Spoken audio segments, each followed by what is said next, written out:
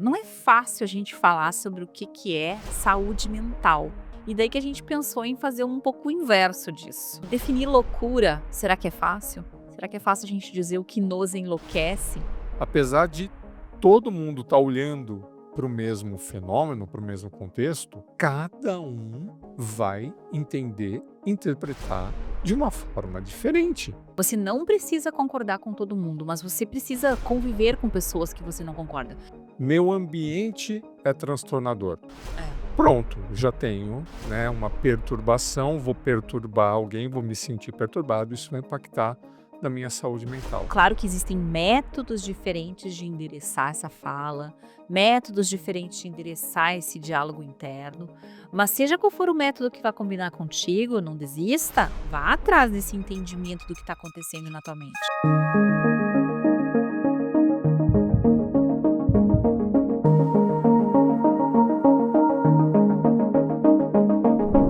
Olá, você está no Arede. Eu sou a Alessandra Gonzaga. Eu sou Marcelo do Carmo. Gente, hoje a gente fez uma provocação em torno desse mês da saúde mental, o Janeiro Branco. Hoje eu li uma chamada no LinkedIn É. de um artigo dizendo: "Janeiro Branco é uma bobagem". A moça já botou o pé na porta. Eu não vou comentar, porque eu não sei se ela quer que se fale dela, né, mas se tu procurar Uhum, o Janeiro Branco é uma bobagem, tá lá o artigo dela. Eu achei radical, claro, isso uhum. sempre acaba sendo um catch para as Um pessoas, bait, né, é um uma isca. clickbait, uma isca.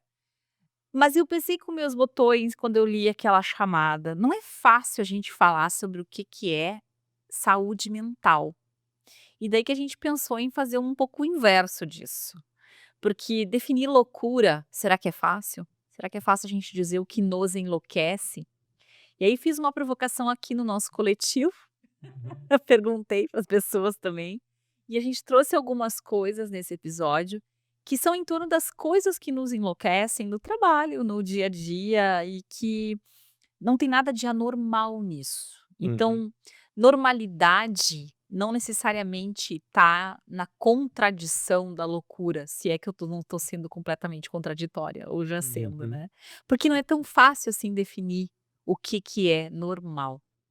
É, e é muita pressão, né, hoje em dia, se você pisar um tantinho, né, fora da linha, nossa, né, já é uma bom, a gente assistiu ao episódio do Saturday Night Live que o Chappelle, né, o aquele comediante, americano, fez aquele discurso de abertura do SNL, que ele falou assim, que ele se sentia como se um soldado invadindo a praia lá na Normandia, mas tendo que sorrir o momento todo, né, não se mostrando inatingível e sempre bem-humorado, que era quase como ainda mais para uma celebridade, que era no caso dele, né, que tem a atenção da mídia a todo momento, se mostrar infeliz, insatisfeito ou desconfortável com o que quer que seja.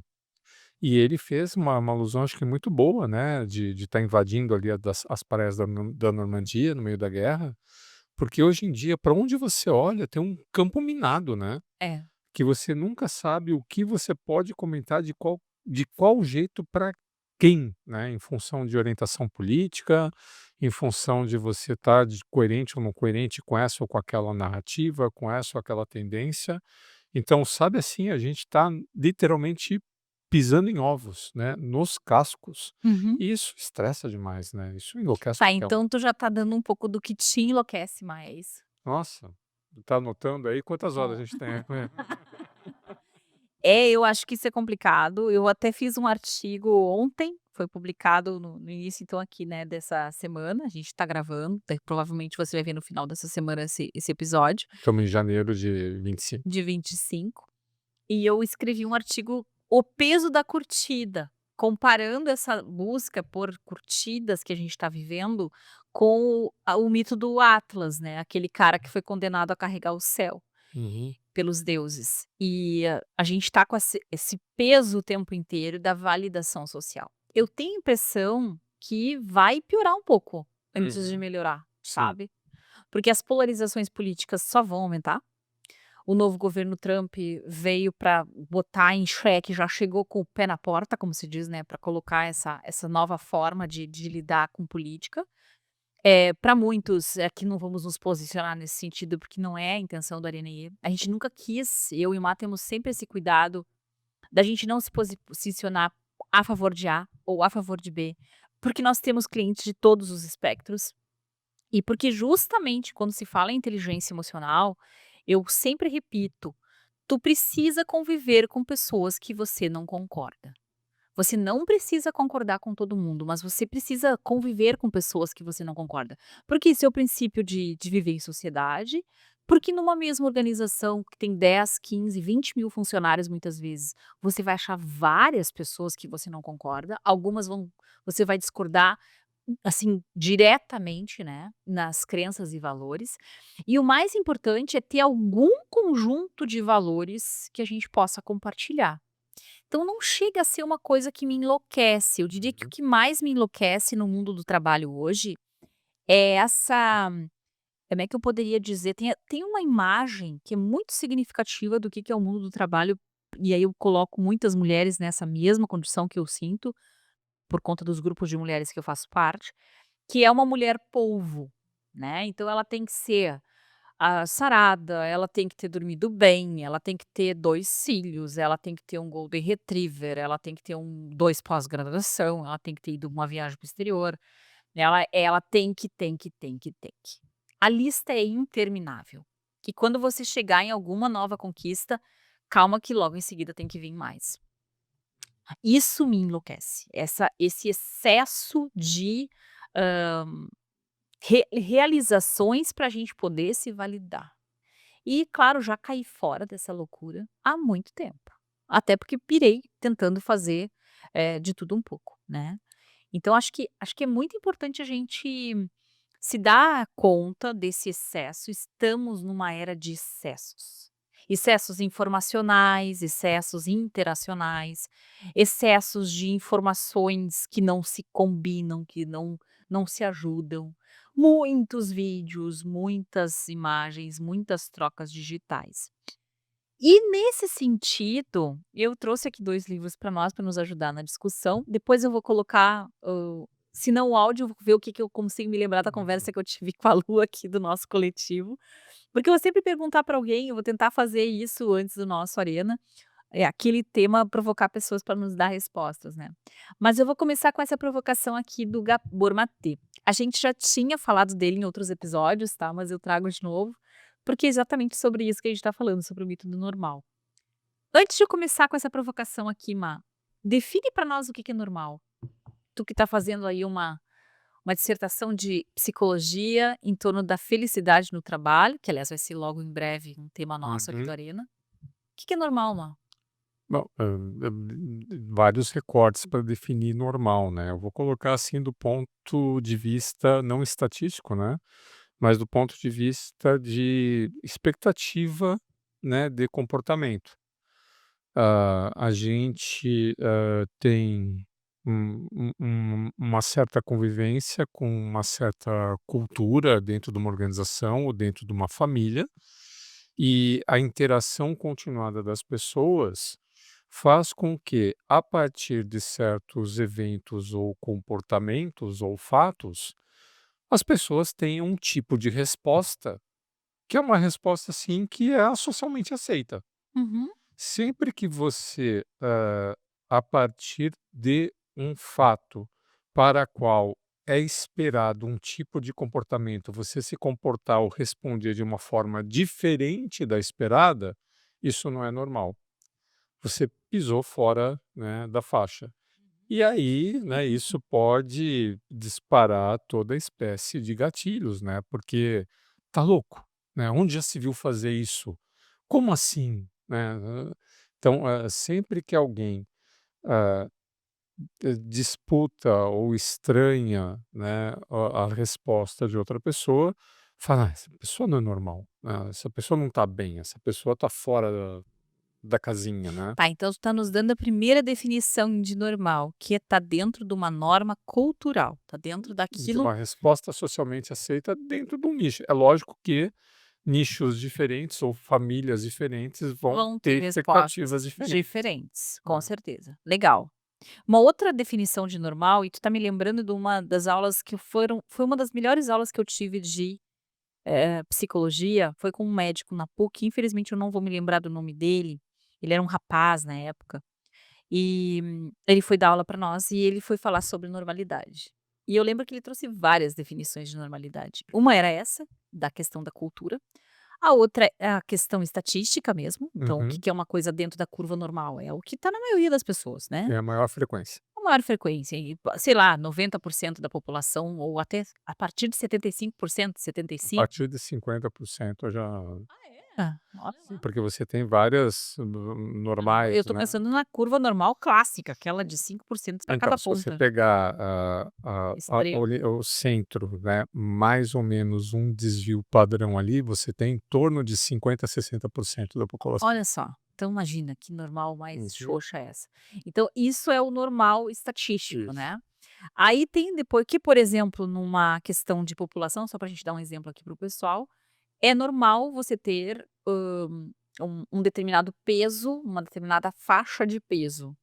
Se você tiver e aí o MC ajuda a criar Uhum. essas curvas Ah, as curvas de crescimento, né, que você tem também, conforme a idade, uma qual que é a determinada altura esperada, qual que é o peso esperado. E isso, você tem até a faixa central e os 2 desvio padrão, né, em torno daquela faixa claro. central, né, Enfim, então então existe essa definição uhum. estatística, existe uma definição clínica, e aí a gente está falando de DSM, então a gente está falando que é o diagnóstico, né, de doenças, mentais. É um manual gigantesco, o DSM-5 é desse tamanho, assim, e se você conseguir ser normal em alguma coisa depois de percorrer o DSM, meus parabéns, porque a gente quando começa a estudar Uhum. o psicodiagnóstico ou a patologia, a gente descobre uns 5 diagnósticos.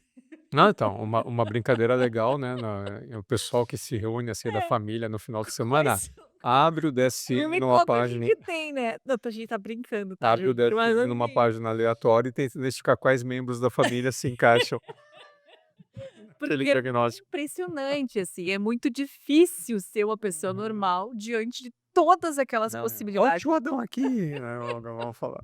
"Olha a tia Joana", né, então esse é uma possibilidade. E a outra possibilidade do normal, ou da pessoa para a gente poder pensar, assim, o que que é uma pessoa louca nesse caso, né. Uma pessoa louca muitas vezes ela não tem mais contato com a realidade que a cerca. E aí é o Uhum. que na psicologia o pessoal chama de psicose mesmo, né, a pessoa não está mais percebendo a realidade que a gente está combinando. Ela pode Uhum. alucinar, ela pode delirar, ela pode fazer as 2 coisas juntas, mas ela não está mais ali. Do ponto de vista, então, do que é saúde, o que é uma saúde mental, eu gosto muito de colocar isso na perspectiva, da integralidade. Você não vai ter uma mente saudável se esse corpo não tiver minimamente condições de poder operar. Se essa pessoa não tiver bem, se ela tiver acabou de ter uma grande perda, a gente é uma coisa integral. Dá pra gente ter só uma coisa? Dá, mas não vai ser uma completude, não vai ser tão bacana assim. Então, tanto que a definição de saúde, há muitos anos atrás, era justamente essa, uma condição de bem-estar emocional, psicológico, físico, inclusive de mobilidade, tinha uma coisa assim lá nos manuais de qualidade de vida e de saúde antigamente, né, o quanto você consegue se movimentar. Enfim, estou abrindo muita coisa aqui, mas aí eu quero pegar o Matê para nos ajudar, porque ele traz uma ideia de loucura associada a atenção. E eu gostei porque isso de novo se aproxima do artigo que eu fiz essa semana. Então, trocando em miúdos, tá, gente? Hã, eu vi um artigo que é de 20 anos atrás, de um cara lá de Harvard, que eu vou já descubro o nome dele para dar para vocês. E o nome do artigo é "Circuitos sobrecarregados". E esse cara é um psiquiatra, e ele vai dizer o seguinte: a gente está vivendo uma época, então ele estava falando em 2005 isso, em que as pessoas elas estão apresentando um traço de déficit de atenção. E ele faz uma dissociação muito clara entre um traço de déficit de atenção e o transtorno conhecido como TDAH. E ele vai dizer o seguinte: qual é a diferença?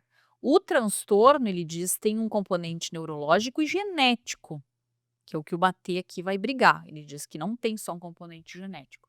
Mas talvez o Matê não conversou com ele, porque ele diz que esse traço do déficit de atenção é totalmente ambiental. E isso, claro, conversa horrores com o nosso tema. Então a gente pode produzir em ambientes enlouquecedores, especialmente do ponto de vista atencional. Então quando você como é que se faz isso? Como é que eu faço para criar um ambiente enlouquecedor? Ora, você cria estímulos demais. Você retira das pessoas a possibilidade de criar unidades de sentido. Você coloca para as pessoas desafios que são absurdos numa semana e na semana seguinte tu diz assim: "Não, mas nem precisa fazer mais". Então esse tipo de excesso informacional e de falta de estabilidade daquilo que eu estou perseguindo, produz loucura.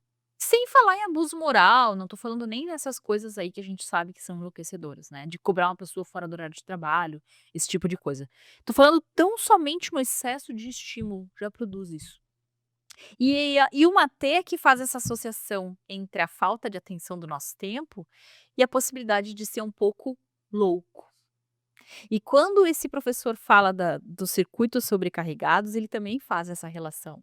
Então, enquanto eu descubro o nome do professor, me conta o que tu tá achando disso aí, Má. Como é que isso Não, cai pra ti? o que cai para mim é o quão é difícil a gente manter a nossa saúde mental, porque vamos pegar tudo isso que você colocou aqui agora dessa tua aula aí com o médico lá na faculdade de Da psicologia. psico. Uhum, Então olha só, eu posso de fato ter um transtorno, uhum, né, então eu tenho lá, em algum lugar lá do DSM eu vou encontrar, né, o meu transtorno e em função desse meu transtorno, que pode ter uma natureza genética, né, pode ter uma natureza, de traumas que eu passei na criação, etcétera.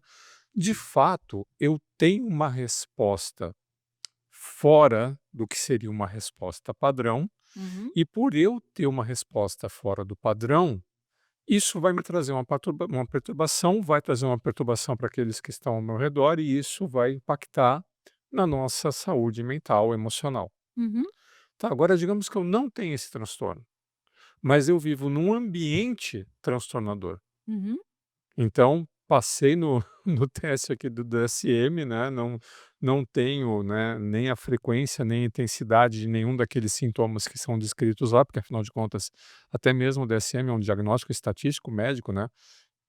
Se você for ler lá, todo mundo tem alguma coisa lá, o problema é a frequência e a intensidade, né. é, aí e claro que a gente brincou aqui, mas para Uhum. fechar um diagnóstico, existem vários traços que tu tem que Sim, fechar, são né. vários São traços condições e específicas aquilo para tem que fechar. acontecer por muito tempo, tem que impactar em disfuncionalidade, etc, etc. Tá, mas digamos que passei no DSM.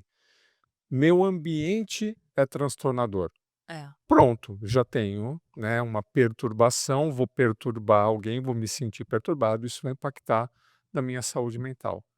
Digamos que meu ambiente não seja perturbador e eu também não tenho nenhum transtorno, mas eu tenho uma opinião e uma visão de mundo diferente daquele do meu núcleo, diferente daquela minha família, diferente daquela minha organização.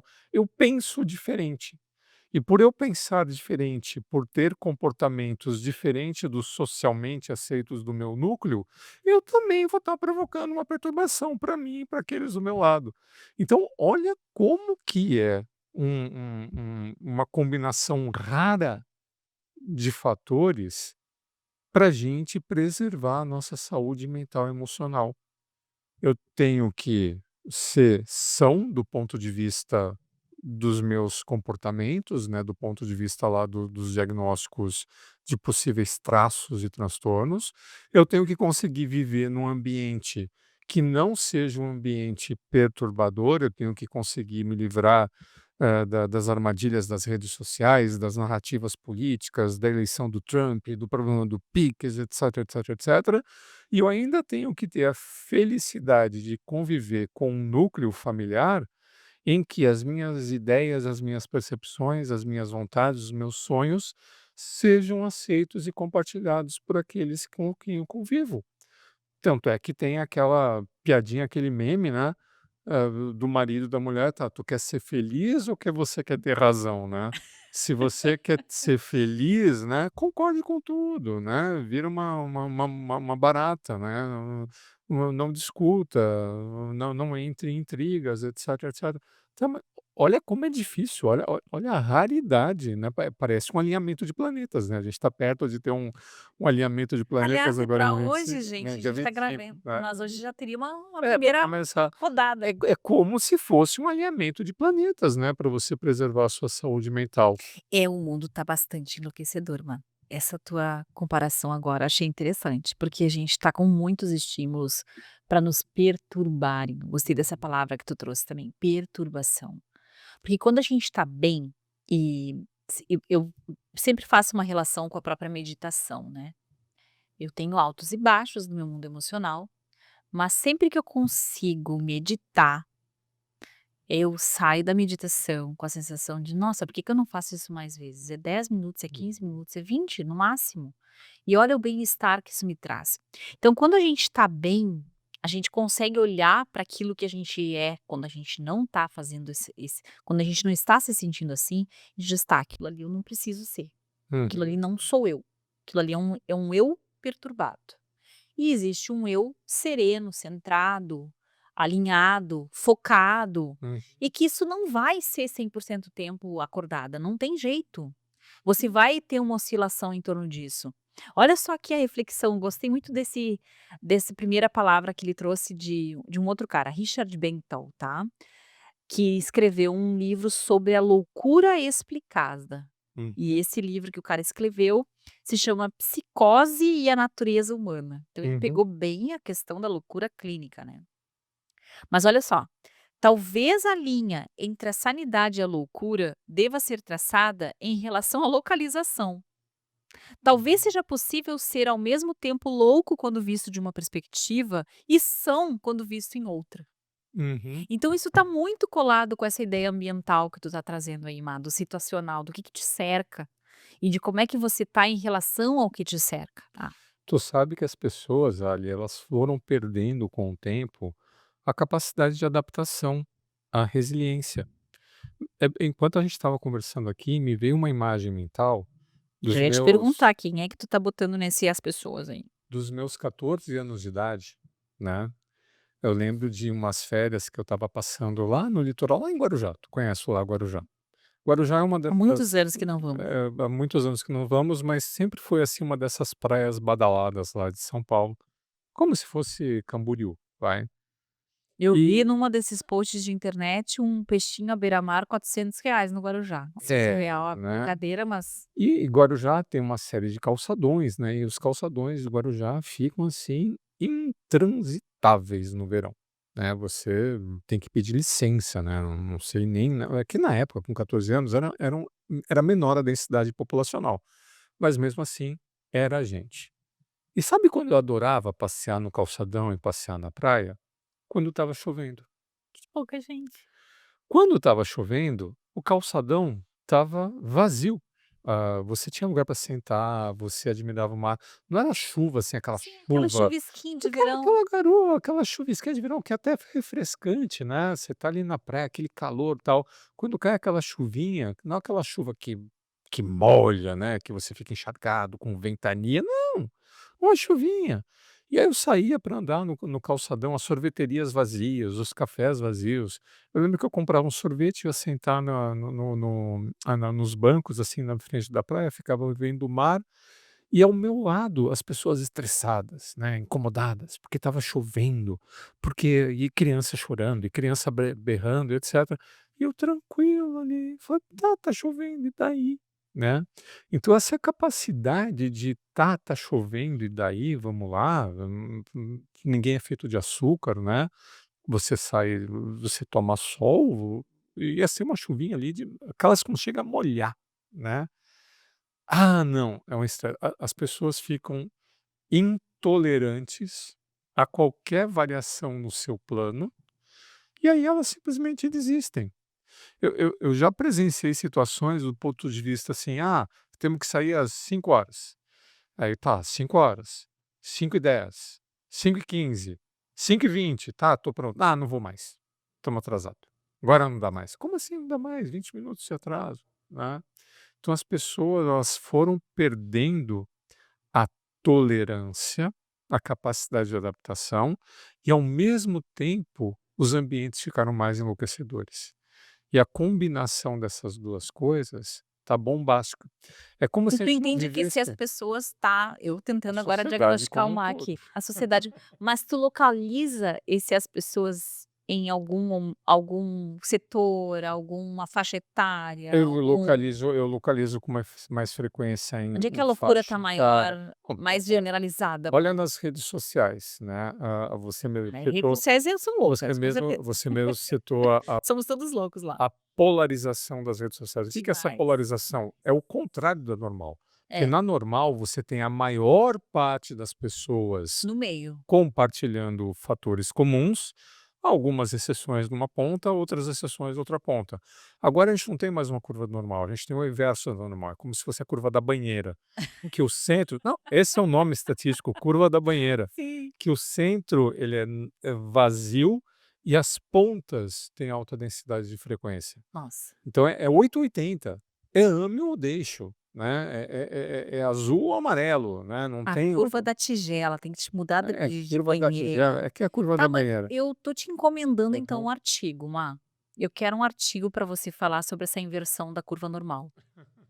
Porque na verdade é um fenômeno que faz a gente ter a sensação de que o mundo enlouqueceu. Uhum. E que o efeito do algoritmo cria essa polarização. E eu quero trazer um exemplo aqui de por que que eu tô traçando essa teoria aqui maluca contigo. Eh, eu tenho pessoas de diferentes espectros políticos como clientes. Esses dias eu estava tendo essa reflexão. Se tivesse alguns clientes meus que se conversassem, e a exemplo de alguns experimentos que se faz, olha, vocês podem falar sobre tudo, mas vocês não podem dizer em quem vocês votarem, no que vocês acreditam do ponto de vista político. Vocês podem falar sobre o que vocês acreditam em relação à vida, mas vocês não podem falar sobre política. Essas pessoas seriam grandes amigos. Assim que eles revelassem suas preferências políticas, eles iam se engalfinhar ou iam dizer: eu não fico na mesma sala do que tu. Então isso mostra como a rede, ela mostra para nós o lado do outro que a gente detesta, e ela polariza em cima de quem se detesta. Quer fazer um vídeo que vai bombar? Começa a falar mal de alguém, rapidinho tu vai ganhar um monte de gente aí para falar, né. E isso também se explica a partir do nosso mundo emocional. Então, sempre a gente comenta isso nas aulas, nas palestras, nós temos 4 eixos emocionais nas famílias de base de emoções negativas: medo, raiva, nojo, tristeza. E a gente só tem uma polarização positiva. Então, tudo que for do ponto de vista de o que pode dar errado aqui, espera aí que tem algum perigo associado aqui, espera aí que tem algum inimigo que eu preciso combater aqui, isso vai chamar nossa atenção. A gente vai querer mais disso e não menos. Então vai ser muito fácil botar as pessoas em caixinhas em que eu vou poder catalogar nelas o que que eu detesto delas. E isso vai me fazer me sentir melhor, inclusive com relação a mim mesmo. Porque eu vou pensar, poxa, pelo menos eu sou diferente disso. Então é muito doido como isso também a gente está se provocando e está se enlouquecendo em cima dessas polaridades. Mas sabe, ali, de uma forma ou de outra, eu acho que, ok, né, a gente tem no mundo moderno as polaridades contemporâneas, né, com as quais a gente lida, né, e são geralmente ligados a liberalismo, liberalismo econômico, liberalismo de comportamento, etc.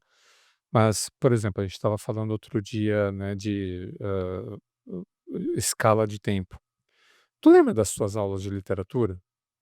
Muito pouco. A gente Faz sempre muito tempo. teve a gente sempre teve, né, na história mais recente da humanidade, alguma lente para interpretar, enxergar e traduzir o mundo, né. Teve um momento que era todo mundo, hã hã hã hã vendo o lado sombrio, né, os byronistas, né, o amor de perdição, né, o amor platônico, nunca vai dar certo. Aí, de repente, a gente foi pro romantismo, né, e começavam lá os trovadores, aí depois foi pro romantismo romântico, né, da Iracema, dos Lábios de Mel, etc, Nossa, que etc. ninguém E aguentou ver depois Jane foi pro Iracema. pro pro Eu não modernismo. consigo me E lembrar desses depois livros, porque era um trauma ler esse troço. e aí, cadê o realismo? Cadê, né, os dados e fatos? Por exemplo, a gente lida com emoções, né? A frase que me conquistou e que você sempre coloca, né, é que emotion contains data. As emoções contêm informações. Não é porque emoção que não, ah, tá, não vou interpretar logicamente. Tanto é que inteligência emocional é você compreender, entender e saber lidar racionalmente com as emoções, Uhum. né. Cadê os dados? Cadê os fatos, né? As pessoas, sabe assim, o Narciso acha feio que não é espelho, né, parafraseando lá o Caetano Sim. Veloso. A gente tem esse hábito, essa mania de dourar a pílula, né, de acordo com aquilo que nos apetece, de acordo com aquilo que a gente acha que é o politicamente correto da época, qualquer que seja a época. E a gente viveu esses momentos na história e estamos vivendo hoje. Uhum. Só que hoje a pílula ela é dourada de uma forma diferente, né? A gente tem um pouco mais de complexidade, um pouco mais de velocidade nas coisas e muito mais interação, porque antigamente para você pegar uma obra lá do seja lá qual fosse o escritor da época e aquela obra se disseminar para se tornar um movimento, né? Os movimentos literários, os movimentos de arte, aí e acompanhava, né? O que acontecia na literatura, acontecia na arte, acontecia na música. E aí você tinha, né, os impressionistas, os naturalistas, os abstratos, etc. E você via isso nos movimentos musicais, você via sempre esses movimentos eram lentes que as pessoas utilizavam para interpretar o tempo. Tá, mas veja só que interessante, né. Me lembrei de análises nesse sentido, não na literatura, mas na arquitetura, de como as pessoas como você pode saber sobre a história de uma época pela Uhum, arquitetura, assim como tu pode saber da história de uma determinada civilização a partir da música. hum, Então os anos sempre trouxeram esses movimentos de maior relevância para aquele período, uhum, ou o que ficou para contar a história. uhum, Só que vamos lá, se a gente pegar aquelas curvas que mostram a população do planeta, e a gente tem algumas simulações que vão mostrando isso, e que mostram lá milhões de anos, não tinha ninguém. Aí começou a uhum, aparecer um ou outro humanídeo lá nos 100.000, 200.000 anos atrás. Aí começa mais uma uhum, galerinha que, de repente, pum, dá um primeiro pulinho, 200.000 pessoas, uhum, né? E aí, quando chega no bilhão, quando chega nos primeiros 2 milhões ali, faz um absurdo, o estouro da boiada. Então, eu acho que também entra uma relação, se a gente está tentando traçar padrões que se sobressaem e que uhum. esse padrão é o que é mais normal, é o que é mais aceito, é a lente com a qual a gente olha para a realidade, esquece, a gente está vivendo um mar de lentes. É, então, Aonde você estiver, você vai ter 200 isso, pessoas pensando cada uma com uma lente isso é desde o diferente. do final do século passado, né? A gente não tem mais o movimento cultural mainstream. Você Não, tem não as tem. tribos, né? É. E as tribos coabitam, as Uhum. tribos coexistem, né, e não é ado cada um no seu quadrado, E não né. dá mais para ficar chamando os outros de louco. Esse que é o ponto, As gente. tribos elas disputam espaço nas redes Essa sociais, loucura elas disputam culturalmente feita atenção. aí. Por exemplo, o camarada que ele vai viver do YouTube, né, o que que ele vai querer? Ele vai querer levar o tráfego para ter as curtidas, para ter o dinheiro, né, da monetização, etc, etc. Então essas diferentes culturas, não apenas elas estão coabitando ou coexistindo, como a gente já tem esses fenômenos desde o do século passado, no pós-guerra, mas elas estão disputando, né, porque a atenção virou moeda. Isso, O com certeza. capital atencional né, Virou virou uma uma doença. forma de renda, virou É. uma forma de você E eu já fiz sustentar. artigo sobre isso. Então, já que a gente tá falando Uhum. disso, deixa eu voltar pro cara que eu fiquei devendo, viu. A gente faz umas volta maluca, mas a gente volta pra gente um monte de gente prometeu, né. Olha, até que foi super bem lido já esse artigo, ó, Aham. 1.270 impressões. É uma coisa que também a gente usa mais, gente, aqui no Arena. Se você quer conhecer o Como Pensa, eu e o Mar, se você acha que a gente viaja muito na maionese, ajuda nós, escreve lá nos nossos artigos do Uhum. LinkedIn e comenta no YouTube. Se você está nos assistindo, aciona o sininho do Arena IE, comenta aqui no Arena IE, a gente vai adorar receber teu comentário, a gente está respondendo os comentários também do YouTube. Então, por favor, comentem as ideias de vocês. A gente sabe que o nosso público não curte muito entrar dentro do YouTube para ver, né. As Uhum. pessoas que nos falam que ouvem o Arena escutam no carro, mas quando tu tiver um tempo, vai lá e aciona o sininho e faz um comentário para nós. Aí olha só, que é o autor esse que eu botei, tá, que é o cara chamado Edward Hallowell, tá, achei o Uhum. nome dele, desse psiquiatra. À medida que as nossas mentes se enchem de ruído, eventos sinápticos inúteis que não significam nada, o cérebro vai perdendo a capacidade de atender completamente qualquer coisa. Então, o que ele está dizendo aqui? Primeiro, definição de ruído.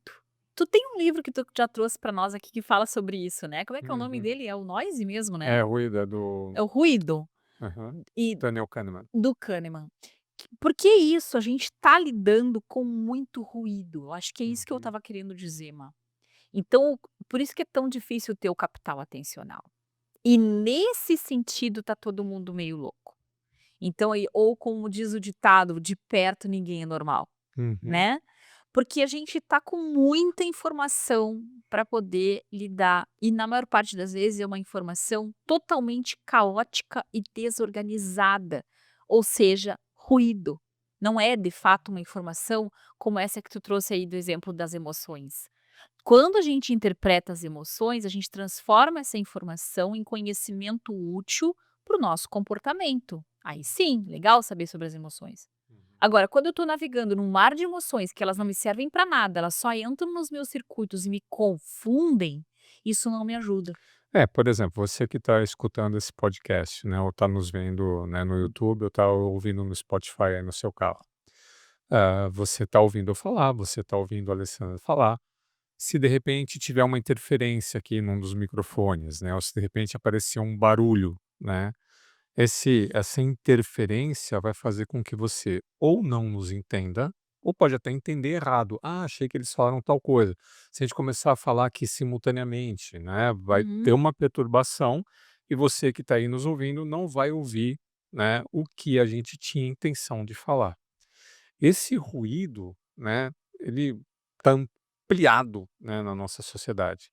Por exemplo, tem uma piada interna aqui minha e da Alessandra, né, que, um dos 2 aqui tem algum tipo de daltonismo, né, porque a gente tem uma certa A gente já fez os testes de colorblind e você foi o que mais perdeu na conta, tá lá. a gente tem uma certa faixa de azul, né, que a gente está assim, de repente Aquele aparece tal do Tiffany, gente, é, aquela cor que é da cor do coração da conexão. Esse, ó, aparece esse aqui pra mim é uma você cor que saiu vai você pra saiu do microfone, não ah, tá vendo, ó, desculpa aí. pronto, ó, já deu É, ruído aí. viu? É. Aí a gente tem uma cor ali e tal que eu falo para Alessandra: "E essa, Alessandra, é azul ou verde?", né.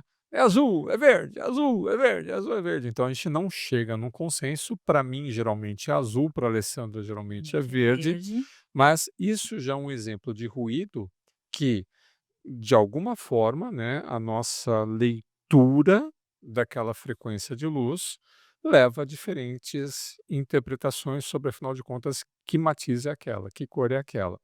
Então imagina que coisa mais idiota, né, 2 pessoas, que aqui no caso é um componente genético, né, faz a gente interpretar aquela cor de uma forma ou de outra forma. Coloca uma coisa complexa, né, em vez de uma tonalidade de verde ou azul, coloca uma situação, sobre o contexto político, coloca uma situação familiar, coloca um conflito dentro da organização, né, uma coisa muito mais complexa do que uma cor. E aí você coloca diferentes pessoas a fazer um julgamento de valor e uma definição, uma interpretação sobre aquela situação complexa. Apesar de todo mundo está olhando para o mesmo fenômeno, para o mesmo contexto, cada um vai entender, interpretar de uma forma diferente. Porque entre o contexto e a nossa interpretação haverá uma série de ruídos.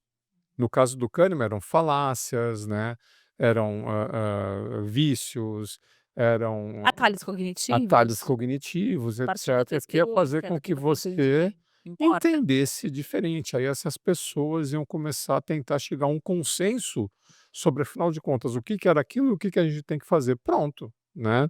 Terceira Guerra Mundial, né, tá formada, né. Tinha um livro do Luiz Fernando Veríssimo que ele falava assim: "Como é que você começa a Terceira Guerra Mundial?" Então coloca lá os exércitos num tabuleiro, como se a gente fosse jogar War, e ele fala assim: "Ó, primeiro jogador pega os dados, né, joga pela janela e começa a movimentar a sua pedra aleatoriamente. Pronto, né.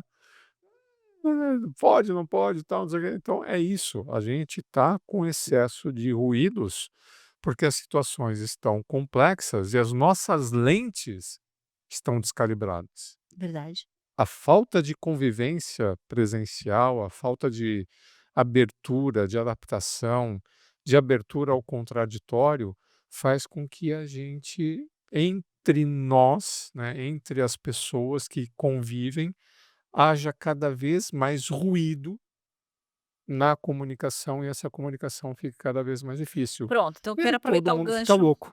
Tá, vou pegar esse gancho então, porque eu tenho 2 inserções para trazer aqui, uma da Luana, aqui do nosso coletivo, Hum. porque eu perguntei para ela o que que enlouquece ela no trabalho. E por favor, responda para nós o que que te enlouquece, né. Ela trouxe que o que enlouquece ela são essas pessoas que não têm proatividade, que as coisas precisam ser feitas e a pessoa não faz. Aquele colega de trabalho que se o tal do se fazer de leitão, que nem se diz lá no Alegrete. Que eu, aliás, não sei de onde é que veio esse ditado, né, mas coitado dos leitãozinho, mas enfim, a pessoa que se faz de: "Não, não é comigo", já não nem sabia, né, se faz de sonso. Isso Uhum. daí ela disse que enlouquece ela. E nessa direção, além das pessoas que a gente poderia dizer que tem pouca proatividade, o que esse livro aqui, que é da School of Life, do Alain de Botton, né, eu não sei se especificamente o Alain de Botton, porque eles têm esse hábito lá na School of Life, eles não necessariamente botam o nome do autor, eu acho isso bem Uhum. ruim, eu gosto de saber quem escreveu de fato, né. Mas os livros têm alguns deles, que esse é um deles, que é como se fosse uma equipe, que Uhum. junta as coisas e que faz o livro, né, mas enfim. Ó, tá aqui, ó, só tem que é da escola da School of Life, e quem fez a tradução aqui, mas não tem Uhum. quem de fato escreveu.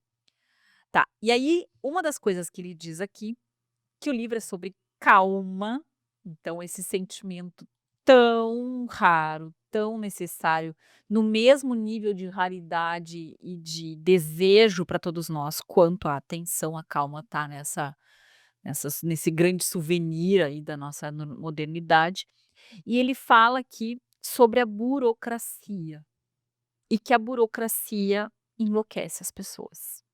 Eu me lembrei imediatamente do teu episódio com os radares da vinda da praia. Marcela ganhou 2 multas, numa hora que eu espero ele estava Não, tu estava junto comigo, a gente não nem estava estava no andando de carro, nem estava na carro. estrada, era mais de Uhum. meia-noite, né, lá no pedágio, e Uhum. ganhou 2 multas aí que a gente tem que descobrir como é que recorre da multa, né. Uhum. Então muito bem, então esse tipo de coisa nos enlouquece. Na vida, a burocracia é uma fonte confiável e fértil de inquietação, ele diz aqui. Isso é enlouquecedor, não porque é uma perda de tempo, um inconveniente. Você é colocado numa situação em que a compaixão, o entendimento, a conexão humana não tem poder de resolver problemas.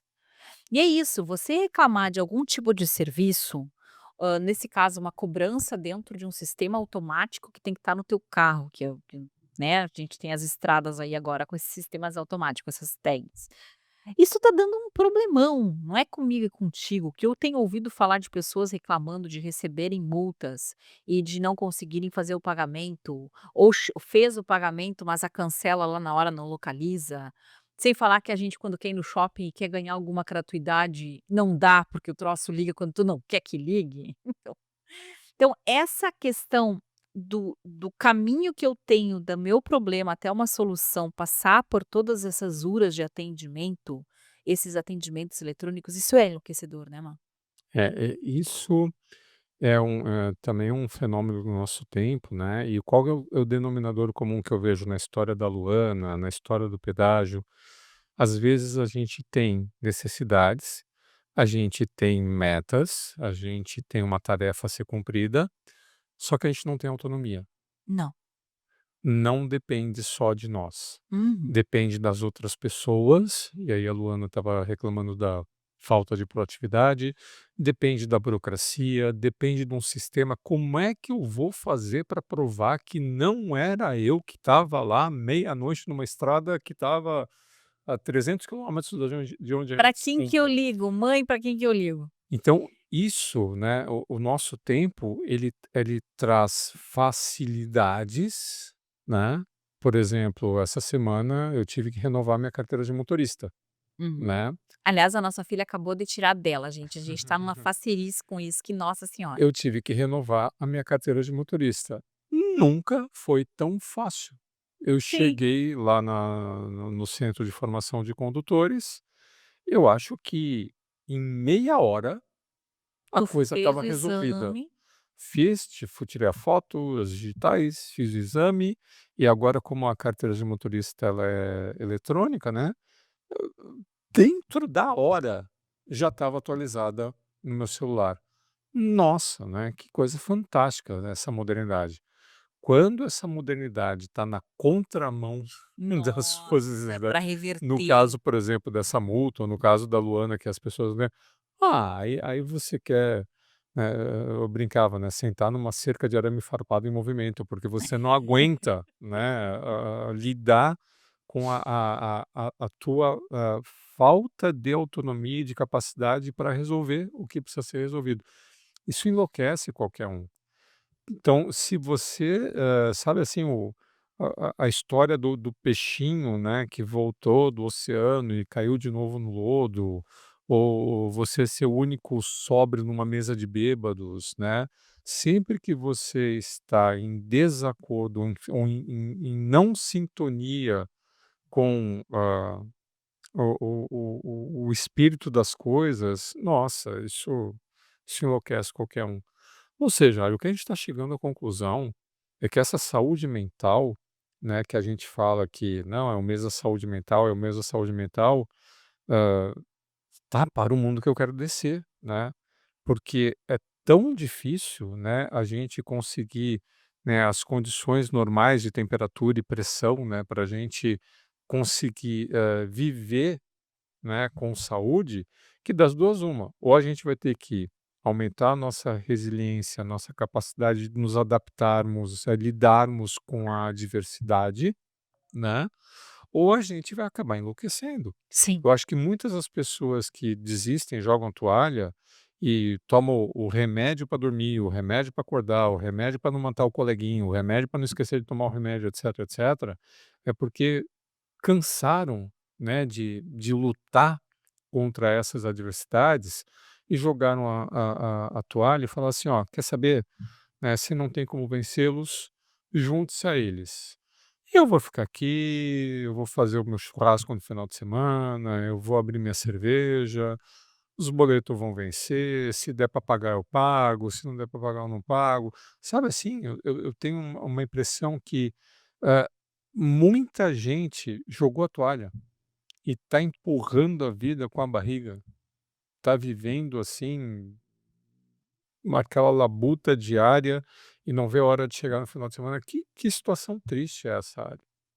E isso foi crescendo em intensidade, né, parece aquele fenômeno, né, o que a gente brincou, né, aquele experimento científico dos macaquinhos tentando pegar a banana e os macaquinhos falam: "Não, chega de pegar banana", que quando subia para pegar a banana, todo mundo ganhava uma ducha fria, sabe, esse Sim, experimento, sim. né, psicológico. Ou então das pulguinhas que não pulam mais da vasilha depois de um certo tempo tampada. Todos esses estudos comportamentais, a gente está vendo isso acontecendo na sociedade e a gente está se dando conta disso, Uhum. né. Antigamente a gente estava lá no meio, a gente não se dava conta da intensidade que a gente se dá conta hoje em dia. E isso para, nós que fazemos diagnósticos e intervenções nas organizações, ou para lideranças organizacionais, ou para áreas de recursos humanos que olham, né, para o seu corporativo, olham para os seus sistemas de liderança, olham para a sua força de trabalho e falam: "Meu Deus, como é que eu vou fazer, né, para sem deixar a corda roer, né, sem deixar os pratinhos muitos pratinhos caírem no chão, fazer com que as pessoas consigam seguir sendo viáveis e efetivas num ambiente com tanto ruído como a gente está vendo hoje em dia." É interessante. Eu quero trazer aqui, já que eu comecei com ela, eu fui atrás do meu artigo do Janeiro Branco é uma Bobagem. Uhum, É de uma moça chamada Paula Roche, tá? E ela publicou esse artigo hoje, então eu achei uhum, bem interessante, tá?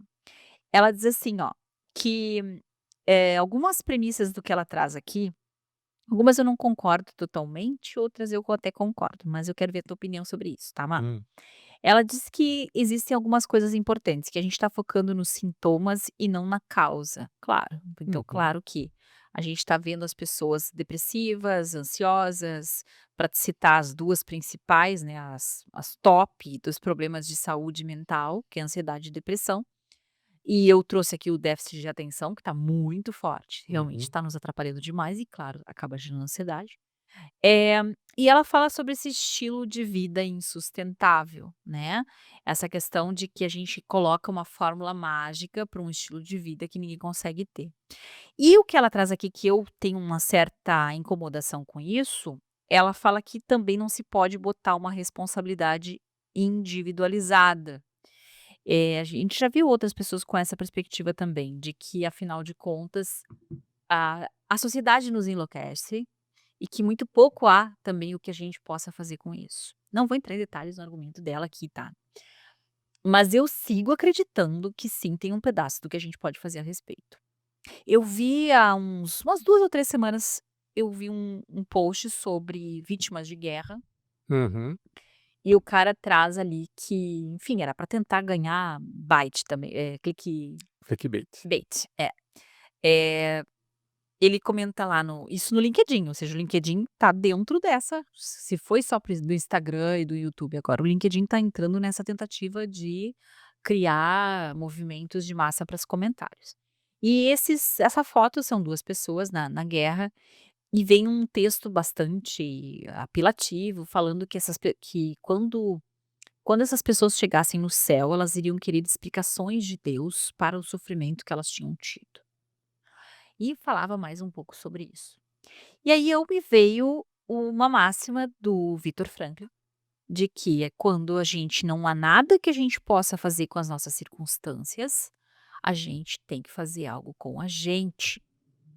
Eu sei que é fácil falar, vão dizer: "Ai, Ela, é muito fácil falar isso, né, quando você está no meio do sofrimento, tu não consegue fazer nada". Claro, eu sei que o mundo nos enlouquece também, mas nós não podemos abrir mão da nossa responsabilidade de como lidar com isso. Uhum, Então, autorresponsabilidade é um princípio de saúde mental. Aquilo que a gente fala de poder de agência.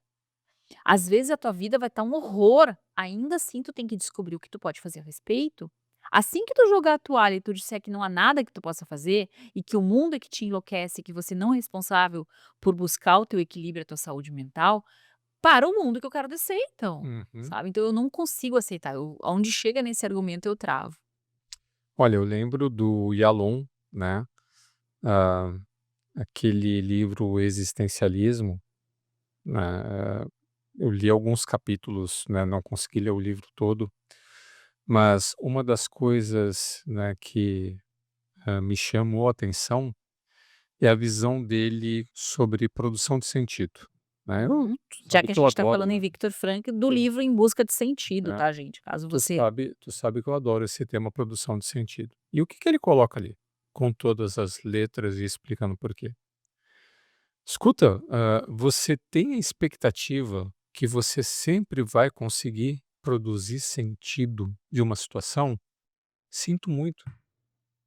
Com muita frequência, né, você vai se deparar com situações que você vai falar: "Tá, isso não faz sentido, isso não é justo, né, isso não deveria ter sido assim", né, sim, né, nós queremos que as coisas façam sentido e muito raramente elas farão. No mais das vezes, a gente vai conviver com adversidades que a gente vai olhar e falar: "Meu Deus, né, por quê?", né, e você não vai conseguir produzir um sentido. E a vida é assim, né. Então faz parte da jornada humana você aprender a conviver com absurdos. Uhum. E conseguir ser viável, né, conseguir achar um caminho em face, né, a essa vida, esse mundo caótico, né, que, a falta de sentido, os absurdos, não escolhe sociedade, não escolhe orientação política, não escolhe classe social, né, todo mundo vai ter ali o seu quinhão, né, o seu fair share de, adversidades para lidar. A gente precisa, né, num mundo em que as dificuldades estão aí, tá, juntar recursos, às vezes a gente vai ganhar, às vezes a gente vai perder, mas seguir em frente, e adiante, né. Então essa matiz, né, eh, essa, capacidade de fazer frente às adversidades que trouxe o ser humano até aqui, é o que a gente precisa recuperar. Às vezes fazer isso sozinho é muito complicado, às vezes eu vou tentar fazer junto com alguém, eu vou ter um parceiro, eu vou ter uma parceira, às vezes meu parceiro e minha parceira vão ser parte do problema, a gente vai ter que Vamos começar, né, enlouquecer. tudo de novo, ok, tenta de novo, né? Ah, o Vinícius falava, né, ninguém é feliz tendo amado uma só vez, né, que o amor também é um processo de O aprendizado, Vinícius, né. nesse sentido, tentou de várias E vezes. sim, ele teve 7 esposas, né. Aí Nunca imagina, desistiu de né. Tanto é que ele falava: "Que seja infinito enquanto dure", já sabia que ia ficar por pouco tempo por ali, né. né. Mas, essa capacidade, essa resiliência que a gente precisa, procurar. Eu fiquei, assim, muito impressionado, Ali, com o que eu vi que está acontecendo lá em países do Canadá e do norte da Europa, dessa questão, por exemplo, tu falou do estresse pós-traumático.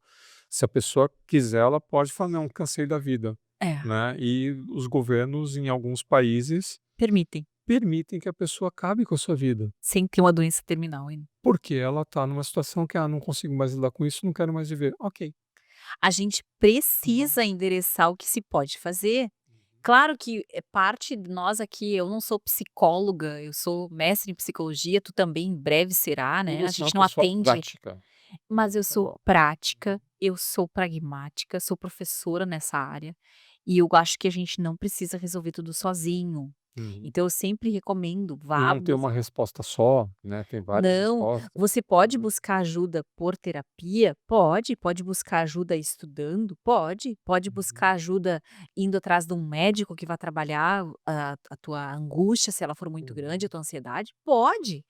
O que tu não pode é abrir mão de buscar essa solução. Né, e nem se achar uma criatura, fora da normalidade. Calma, né, não é culpa sua, tá, Aham, não é contigo, né. isso. Sim, o mundo, né, está assim. Só que, vamos lá, né, existem, na tua empresa, na tua escola, né, aquela dica que tu deu, Ali, toda faculdade de psicologia tem uma área de atendimento público, se você não Eu tem sempre mais a dou lei essa dica, é ED. verdade, gente, eu sempre dá essa dica aqui Aham. no Orenier.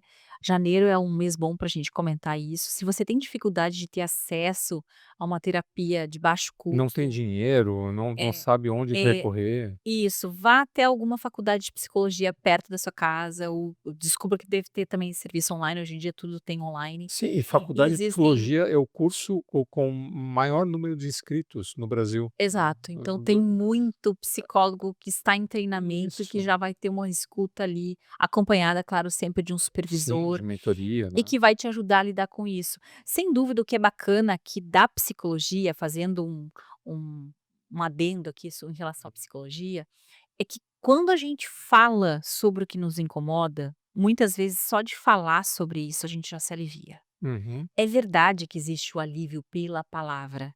Isso está comprovado clinicamente. Então, claro que existem métodos diferentes de endereçar essa fala, métodos diferentes de endereçar esse diálogo interno, mas seja qual for o método que vai combinar contigo, não desista, vá atrás desse entendimento do que está acontecendo na tua mente. Faça alguma coisa. Tem gente que vai atrás do pastor, tem gente que vai atrás do rabino, sei lá qual é a fé que você professa, vá atrás da faculdade, vá atrás do centro, sabe, faça alguma coisa.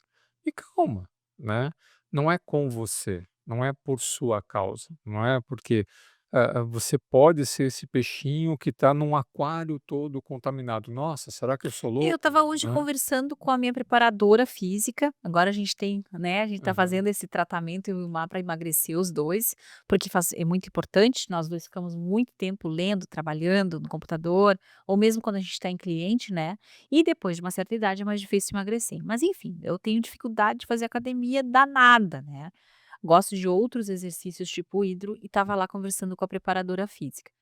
E aí essa prof, não vou dar o nome dela, porque ela não me deu nenhuma autorização para falar sobre isso, mas eu achei maravilhosa a nossa conversa. Eu falando para ela que teve um período que eu tinha muita dificuldade, que eu estava com crises hormonais e que eu tive depressão hormonal numa época da minha vida. E por conta da própria endometriose e tudo mais. E ela disse: "Ah, prof, eu também, ali também eu tive depressão por um período, ali no período da pandemia", ela disse, que eu havia sido demitida, havia terminado um relacionamento e estava sem perspectiva na minha vida. E eu acordava de manhã e eu pensava: "Por que que eu acordei mesmo? Para que que serve estar aqui? O que que eu vou fazer da minha vida?", né. E eu naquela época ali estava tão sem noção que qualquer coisa que eu pensei comigo que eu começasse a fazer, talvez revertesse esse bem-estar. Essa percepção que eu tinha do mundo, essa sensação de falta de sentido. E aí ela disse que começou a pedalar, começou a Uhum. fazer, pedaladas para tentar diminuir um pouco o peso, e naquele período ali, ela já se animou a buscar emprego, daí ela já conseguiu emprego, daí ela já começou a se sentir melhor e conseguiu reverter. Então, no caso dela, foi de fato uma depressão ou no mínimo um abatimento, não necessariamente uma depressão clínica, né, mas que porque ela conseguiu colocar o corpo em movimento, essa foi a melhor terapia para ela. Uhum. E tá tudo certo, não precisa ser todo mundo agora vamos lá ter que andar de bicicleta. Então o que conta aqui é não se contente com uma vida infeliz, uma vida que você não consiga ter nenhuma conexão com a realidade, sofrendo de alguma condição emocional, especialmente se você te sentir deprimido, faz alguma coisa, pede ajuda. E se você acha que você é sozinho, né, do estilo "ninguém me ama, ninguém me quer", né, eu vou dar uma última dica aqui que eu achei muito interessante, né, de um outro podcast que eu estava ouvindo, do CEO Diaries, que eles fizeram um estudo lá nos Estados Unidos, né, o que faz uma pessoa se tornar popular. Sabe Uhum. aquele pessoa popular na escola, popular no trabalho, né. Tá, mas por que que as pessoas gostam dela, né? Por que que as pessoas admiram essa pessoa? É por causa da forma física, é por causa do dinheiro, é por causa da inteligência, etc, etc. Então eles fizeram uma pesquisa, né, hã, abrangente, né, em diversas áreas, e sabe a conclusão que eles chegaram? Hum. Que essas pessoas, elas são tão queridas porque elas querem as outras bem. Ai, adorei essa Então, conclusão. É a muito o que eu pessoa que acredito. chega assim, uma pessoa que chega assim e vê alguém ali que está ali deprimido, está ali, né, vem cá, Vamos né, conversar. vamos conversar. Então, a pessoa que se interessava, pelos outros, né, Também se torna se interessante. torna interessante. Claro. Então, se você quer ser uma pessoa querida, queira bem, né. E assim, os mínimos gestos, né, que nem eu falei do Desligar o julgamento, que nem eu né. falei do pão de queijo aqui, lembra que eu falei do podcast aqui do pão de queijo? Eu fiz um short do pão de queijo, nossa, quanto eu estava lá comendo pão de queijo, que delicioso esse pão de queijo. Bah, a mulher se abriu, né, falou da história do pão de queijo. Eu estava vendo um senhorzinho ali na academia, ele tem o problema do cadarço ser muito comprido, ele estava com o cadarço amarrado no tornozelo.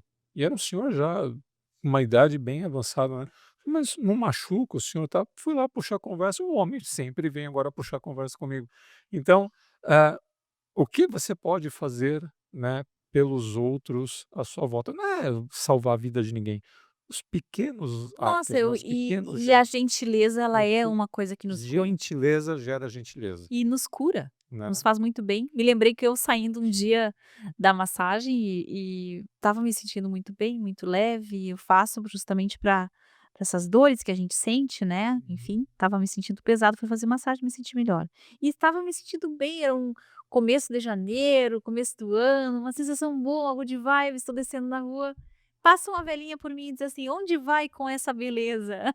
Pronto, fez o dia. Eu queria sair atrás dela pra abraçar ela, né, tipo assim, como assim, né. Né. Então por que que aquela senhora me disse isso pra uma completa estranha no meio da rua? Não me esqueço, eu me lembro que eu apontei no meu, bloco de notas, Aham. porque aquilo foi pra mim um ato de gentileza tão, tão simples Uhum. e tão espontâneo, e como faz bem, né. Então um É. elogio, um olhar, Quer ter uma saúde mental? Zele pela saúde mental daqueles que estão ao teu redor. O universo vai legal. conspirar e você vai receber em dobro, né, aquilo que você dedicar para o universo. Que legal, muito obrigada então você que nos ouviu até aqui, a gente como sempre faz muitas voltas aqui no Arenê, mas nos conta o que você achou do episódio, nos conta o que te enlouquece, fala pra nós o que que te enlouquece, e que estratégias você tem aí pra manter tua saúde mental. Melhor, fala o que de bom, que boa ação você fez depois de ouvir esse episódio aqui. É verdade, como transmitir um pouquinho de saúde mental aí para as Isso aí. pessoas, né, e diminuir um pouco do ruído do mundo. Uhum. Era isso, muito obrigada gente, até o próximo Arenê. Até.